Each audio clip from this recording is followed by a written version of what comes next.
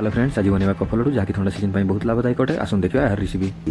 यहाँ तुलसी पत्र 500 ग्राम ने, खेजुरी गुड़ 300 ग्राम ने, तार हाफ क्वांटिटी अदा ने और देसी घी 10 ग्राम ने। अदाटी भल भाव पड़ सारा पर ठंडा पानी पकाई ठंडा करूँ। छोट छोट पीस कर ग्राइंडर साहाय्य रफ पेस्ट करूँ। तापर तुलसी पत्रटी घीरे भल भाव रोस्ट करूँ।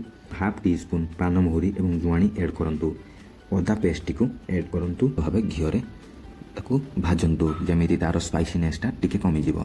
तापर खेजुरी गुड़ टी एड करूँ। तापर half teaspoon black salt, quarter teaspoon black pepper powder add करूँ। टी स्पून हलदी बॉल भली राउंड शेप करी सुगर पाउडर रे कटिंग करूँ। एवं आपणकर रेडी हो गला cough drop. Thank you for seeing this video. Like, subscribe एवं शेयर करने जमा भूलें and wait for the next recipe. Thank you.